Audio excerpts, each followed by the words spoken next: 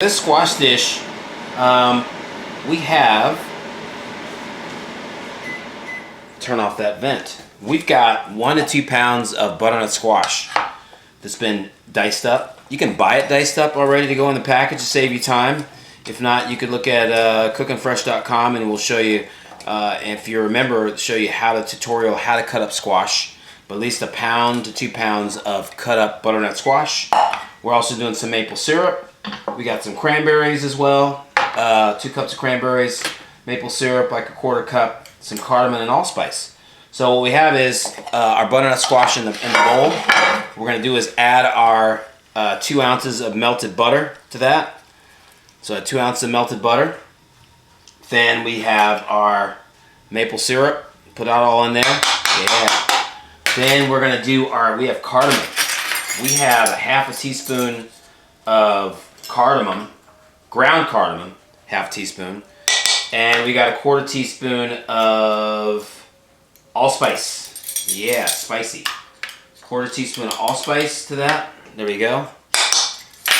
And we're going to add some salt and pepper to this mixture too. Sprinkle some salt and pepper in there. We can always season it, taste a little bit later. Put a couple sprinkles of salt and pepper in there.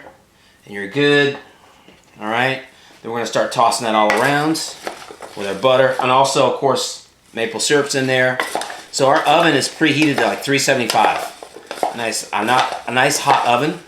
And I don't have a convection fan, but if you have a convection fan, you could do like 325 or 350. A little less. Not by much though. Put a little bit more salt and pepper in there. There we go.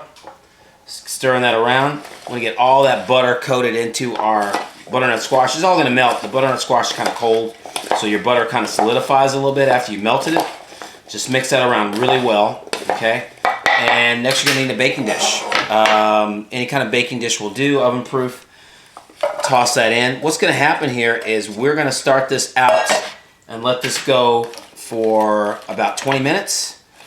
And then we're going to check it, and then we're going to add our cranberries. We want to put our cranberries right in at once. We're going to start with our butternut squash first at 375, get that 20 minutes, and then we're going to get ready to put our cranberries in towards the end. All right, there we go.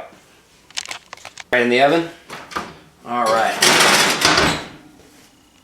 All right, it's been 20 minutes. I got 375, and I'm going to stir this around. We got our butter and the maple syrup in there, all our spices. We're going to add our 2 cups of our cranberries to that, and we're going to put it back in the oven for another 15 minutes at the same temperature. Just mix that all around.